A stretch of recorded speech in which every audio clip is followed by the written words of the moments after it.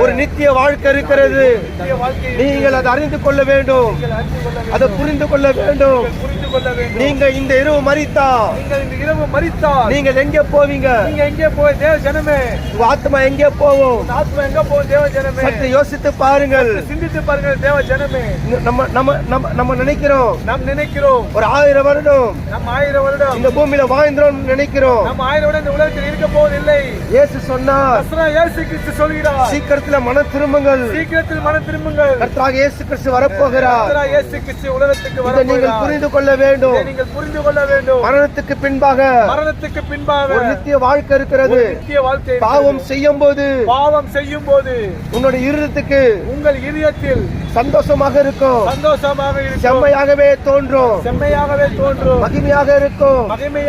ஆனா அது முடிவிலே நரகம், இருள், வேதனை, துக்கம், கண்ணீர் நிறைந்த பாதைகள், அவமானம். இயேசு சொன்னார், மன திரும்புங்கள் சொல்லுகிறார். மன திரும்பு. நீ எப்படியாப்பட்ட சூழ்நிலையில இருந்தாலும் சரி, எப்படிப்பட்ட சூழ்நிலையில் நீங்க கடந்து போனாலும் சரி, நாங்கள் அறிவிக்கிற இயேசு கிறிஸ்து உங்க துக்கங்களை சந்தோஷமா மாற்றுவார். உங்களை கர்த்தர் ஆசீர்வதிப்பார். கடன் பிரச்சனையோட கடந்து போறீங்களா? வியாதியோட கடந்து போறீங்களா? பலவிதமான மரண பயத்தோட கடந்து போறீங்களா? நாங்கள் அறிவிக்கிற இயேசு கிறிஸ்து நோக்கி கூப்பிட்டு பாருங்கள். உங்களுக்கு விடுதலை உண்டு. பாபத்திலிருந்து விடுதலை உண்டு, மரணத்திலிருந்து விடுதலை உண்டு. எல்லாம் உங்களை கர்த்தர் ஆசீர்வதிப்பார்.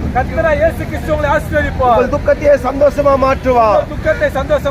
இயேசு கிறிஸ்து உங்களை ஆசீர்வதிப்பார். உங்கள் கைட்டு செய்கிற வேலைகளை கடவுள் உங்களை ஆசீர்வதிப்பார். இயேசு கிறிஸ்து உங்கள் துக்கம் சந்தோஷமா மாற்றுவேன் சொல்லுகிறார். உங்கள் பாவங்களை விட்டு மனம் திரும்பினா போதும். உங்கள் சிந்தை செய்கிற பாவங்கள், இருதயத்துல தோன்றுகிற பாவங்கள், பாவம் செய்ய நம்ம நேரத்தை ஒதுக்குறோம். ஆனா பரிசுத்தமான இறைவன் நம்மை தேடி வந்தார். இவரை நம்ம தேட முடியவில்லை. நீங்கள் இவரை தேடி பாருங்கள். முதலாவது தேவனுடைய ராஜ்யத்தையும் நீதியும் தேடி பாருங்கள். தேவனுடைய ராஜ்யத்தை நீதியா தேடி பாருங்கள். நீங்கள் தேடும் போது இவைகள் எல்லாம் உங்களுக்கு கூட கொடுக்கப்படும். சத்தியவேதம் சொல்லுகிறது,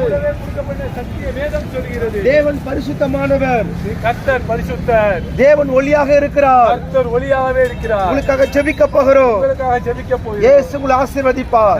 இயேசு கிறிஸ்து உங்களை ஆசீர்வதிப்பார்.